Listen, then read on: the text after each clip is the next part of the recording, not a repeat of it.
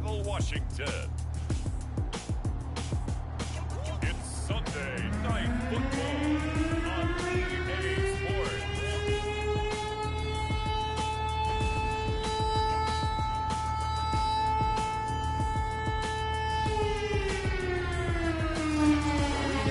Late 2020, there's a look at Lumen Field here in Seattle, Washington.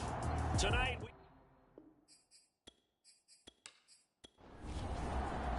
it's the first weekend of autumn, and the NFL is in full swing as off we go on EA Sports. And this will go as a touchback, and they will begin things at the 25. So out come the Seahawks now for their first possession. And out will come the leader of this offense, and that, of course, is their signal caller. And I think if you're handing out hardware through 2 weeks of the season, he might be your MVP, already 7 touchdown passes in just 2 games. As we do know, though, in real life, they don't hand you out anything this early. A lot of games left to get through between now and the playoffs. And a missed tackle there as he pushes forward for a gain of 4. We take a look at his numbers on the ground last week. 2 trips to the end zone and well past 100 yards. And going back and watching the film, we saw every kind of run from him, didn't we? We saw some power, we saw finesse, we saw speed, and what I love the most, he finished each and every run. So here's a 1st and 10 at the 38.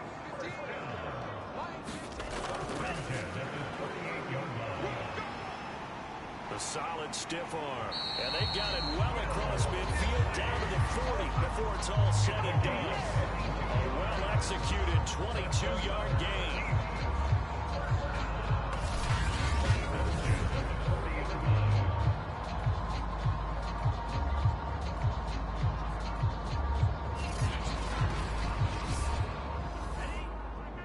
All day, dog. What's tight? Tight is right. What's tight? Tight is right. They'll set up to throw. And that one drops down, incomplete. Good coverage there, forced the ball free, and it's 2nd down. He'll try again with the arm here on 2nd down. And he comes back with one complete. And that's going to be another 1st down as the tackle made at the Jets' 24-yard line. Nice methodical opening drive here. They're already in the field goal range. They're in a good spot. You know that people like to take a shot in this part of the field. But at the same time, as methodical as they've been, they might want to run the ball a little bit here too. And just on the outskirts of the red zone, they have options now. Either way, though, they've come out with a purpose. Here we go. 46. Now on 1st down, he'll drop to throw it. Quick hitter here, it's complete. A gain of 6 there on 1st. I know from past experience, before you actually play a game, you visualize what's going to happen.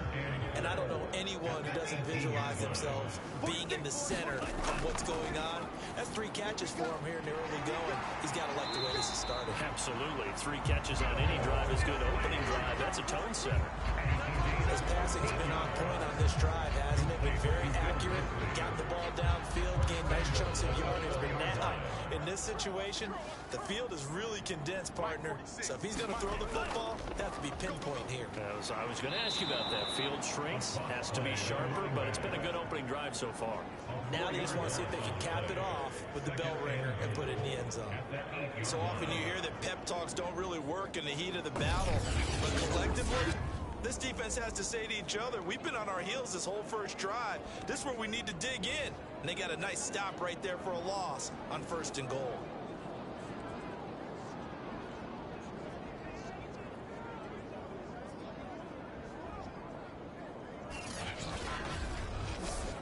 It's 2nd and goal, back to the 8-yard line now. Get your swarm on. Hey, check Mike 46. Check Mike. From the gun, they'll try to run it. And he is in for the Seattle touchdown. A great play there. His 6th touchdown of the season. And the Seahawks take the ball down the field and score on the opening drive. A long opening drive, but a very successful opening drive. We call that methodical, I guess, when it takes that many plays. Methodical and almost like a boxing match where you're hitting them with body blows. They can withstand them here. Look, they gave up the touchdown, but you don't feel like a knockout is there. If they keep doing that in the fourth quarter, that's when a knockout occurs. It becomes tough for that defense if they're on the field that long. We'll see if they can continue that in future drives.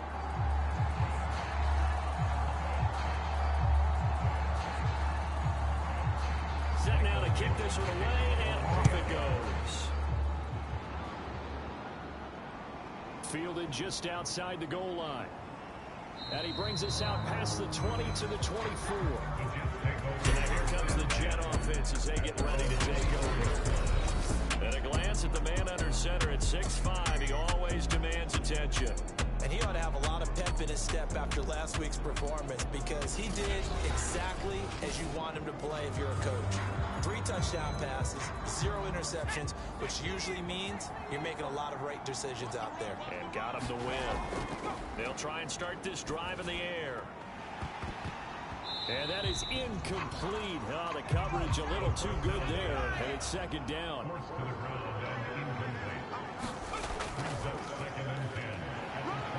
Takes it to the 26, just a 1-yard gain. It'll be a nickel look here for the Seahawks on third down. They're going to look to throw. Throwing left side, it's complete. And he takes it all the way down to the 32. It's a big play there for the Jets on third down. A very early momentum changer there. Actually a dream killer for the defense because they forced a third down. Felt like they had a good chance to get off the field defensively, and then they got hit with that big play. So the big play changes the complexion of things. Here's 1st and 10 just outside the 30. They'll set up a throw. And that one drops down, incomplete. Good coverage there, forced the ball free, and it's second down. Brandon, we saw these defenders flying to the football in their win last week, and nothing has changed. They're still moving around quickly and forcing incompletions. So now 2nd and 10 after the incompletion on 1st down. He'll drop to throw. It's a short one here, complete to his tight end. 9 yards, not quite enough, and they'll be left now with 3rd and 1. Ran a perfect defense in this situation. Would have meant that there was an incompletion. They would have picked it off. Okay, so they gave up the completion. But I really enjoyed watching how the defense stayed in sync, stayed in great communication. And as he dragged across each zone, you see him pointing, communicating. There he is, and they passed him off to each defender. Ended up making a nice play, even though it was complete. And he is going to have a Jets 1st down. At least it appears that way. And he got it by maybe the length of a football.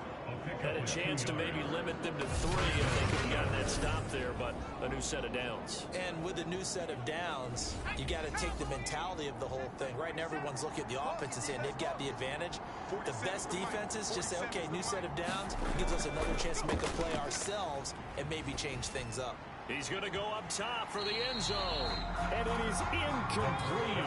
Good positioning there downfield to break that one up. Now he'll look to throw here on 2nd and 10. It's a short one here, complete to the tight end. They get 7 out of that, so they're left with a 3rd and 3.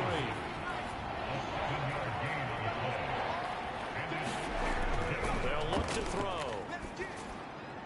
Now he'll dump it underneath to his running back, complete. And the Jets are going to have 1st and goal as they try to finish off this drive with 6 points. So they gave up the early touchdown. This has been a pretty good response. Nice drive, taking it down 1st and goal. And I know all the cliches jump in, right? Don't get away from your game plan too early. Make sure you're settled down. Don't panic.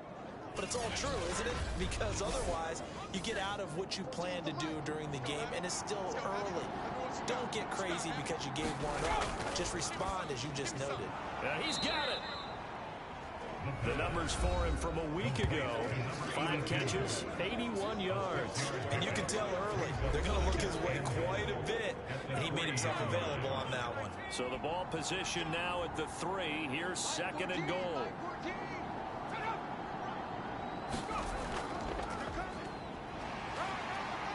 And they will stop him after a fairly minimal pickup.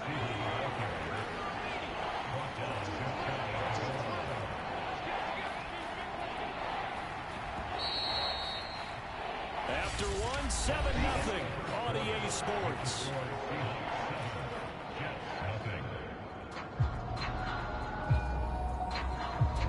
The ball mere inches from the white line on 3rd and goal. Looking to throw. And they're going to get to him. A sack. Sack back at the 9-yard line. Disastrous outcome there on 3rd and goal. They lose 9 yards on a sack. 3rd and goal, they decided to throw for it, but how about the play defensively? Couldn't find anyone open. Left him nowhere to go with the football. Had to absorb the sack.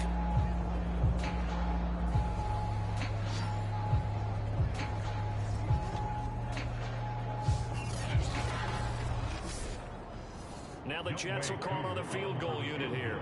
This is a 26-yard attempt. And his kick is good. And they are on the board, but still trailing. It's 7-3.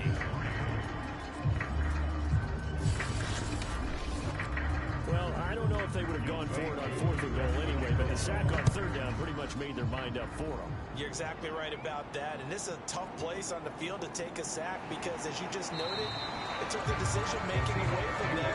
Now they have to go for a field goal instead of potentially going for it. Seattle's offense coming back onto the field, ready for their second drive. They had the touchdown on the opening drive of the ball game. It was countered by just a field goal. So, hey, if your guys can do that for 4 quarters, you're in good shape. Yeah, it is a team game, so that's just good complementary football. But, you know, I know I'm no brainiac, but you trade 60s for 3s, things are going to work out in your favor. He's brought down at the 31. 1-yard gain. Brings up 2nd and 9 now. They'll be taken down. The Jets get in there for the sack. Call it a loss of 5, a big sack to bring up 3rd down. Well, competition comes up in so many different ways. And right now, this unit, their competition is who's going to get to the quarterback the most times. How about 5 sacks last week? We just saw their first one of this game.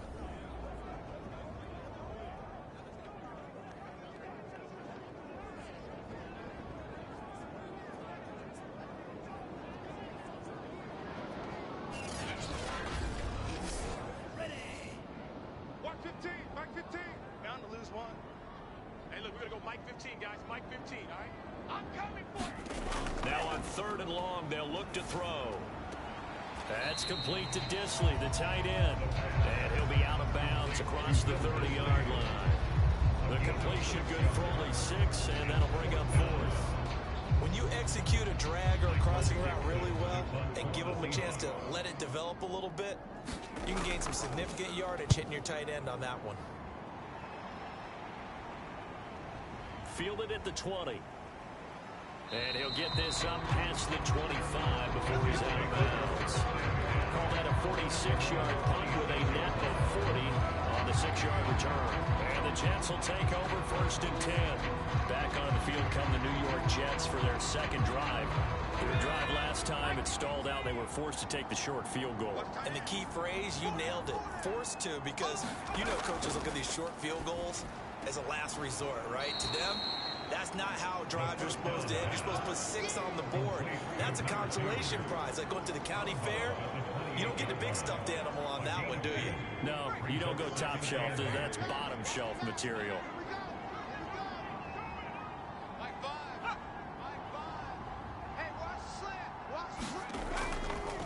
Now they'll run it on the toss.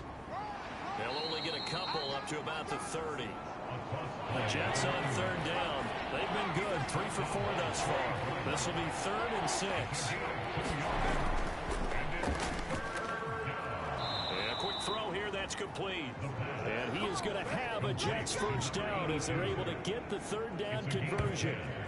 And that's well executed there on 3rd down. And I love the confidence that they had to let their tight end try and find some space in the middle of the field, right in their quarterback's line of vision. And QBs love to make that easy throw, and they hooked up there for a first down. Let's go. 19, Tiger, 19, Tiger. They'll look to throw now on first down.